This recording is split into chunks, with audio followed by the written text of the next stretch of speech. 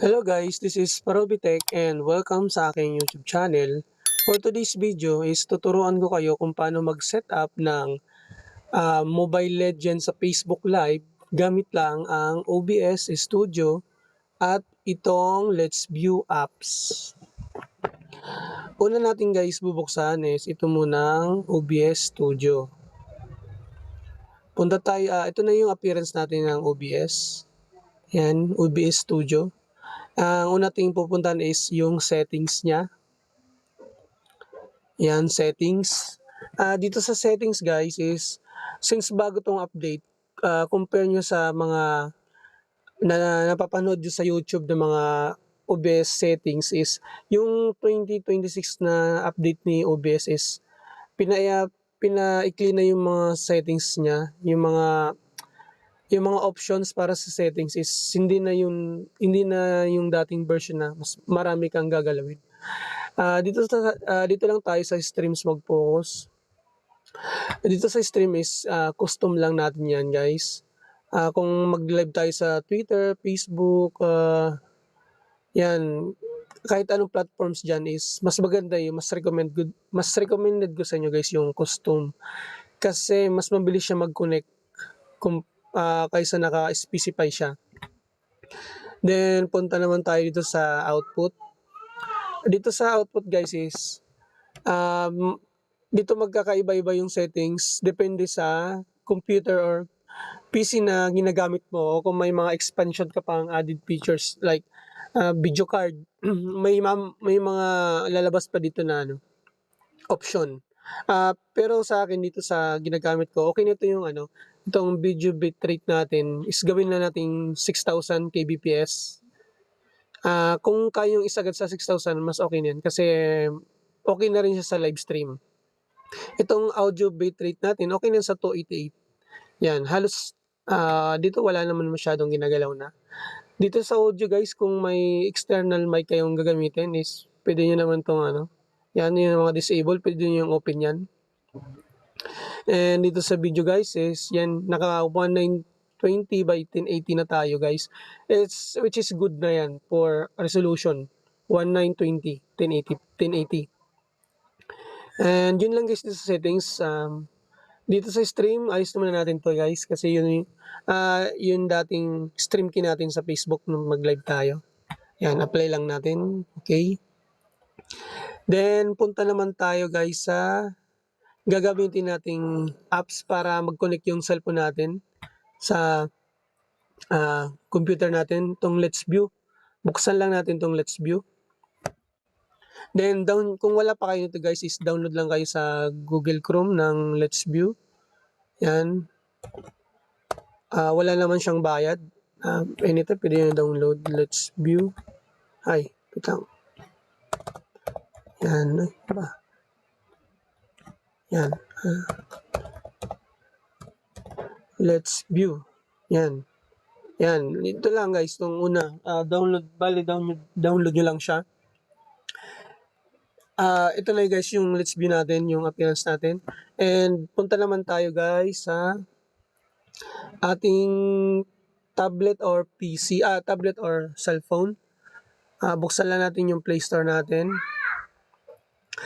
Search lang natin sa Play Store yung Let's View. Yan, Let's View. Pasensya na guys, medyo maingay sa loob ng bahay. Yan, open lang natin ang Let's View sa ating cellphone. Yan, Let's View. Para mag-connect siya guys is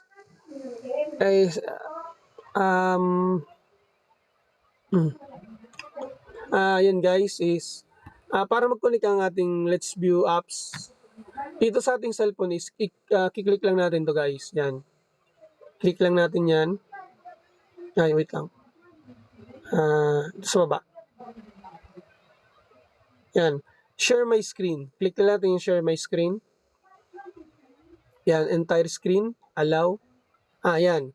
Bali guys, is connected ng ating Let's View cellphone to sa ating computer. Exit lang natin tong isa kasi Huawei yung gamit ko. Isang tap lang pwede gamitin. Yan. Connected na siya. Wait lang. Kasi nil-disconnect natin. Ayun, oh.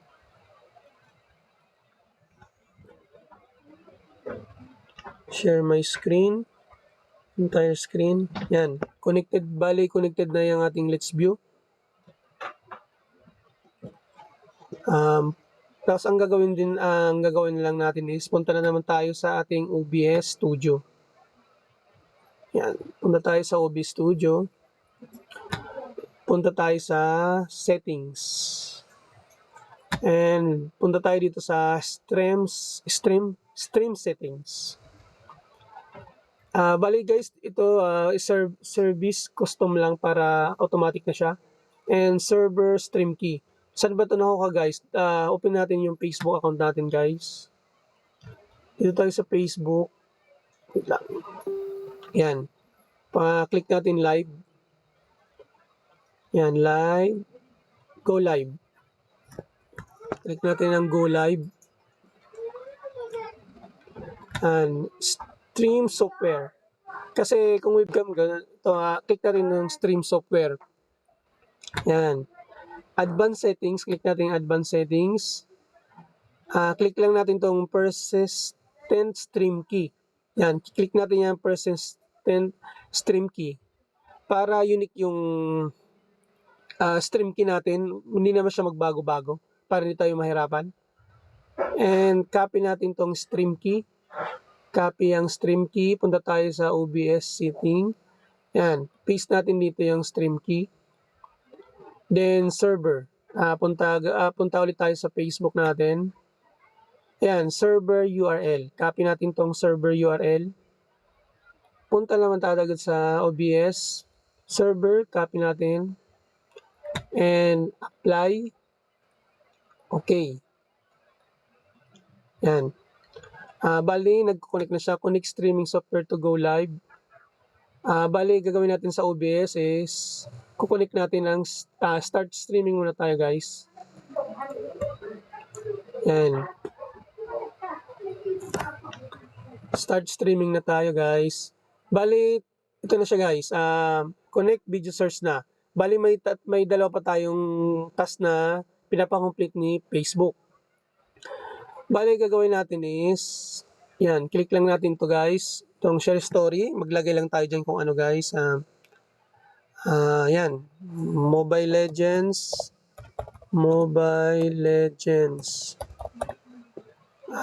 Rank down, rank up. Kahit ano guys, kung anong gusto nyong ilagay. Yan, save lang natin guys. Yan, complete post details na siya guys. Bali, go live lang natin to guys. Ang gagawin natin is bali open na natin yung device natin. Buksan na natin si Mobile Legends. Yan. Bali nabuksan na natin si Mobile Legends. Ang gagawin natin is mag-go live na tayo guys. Click na natin tong go live. Yan. Bali guys na. Starting pa lang.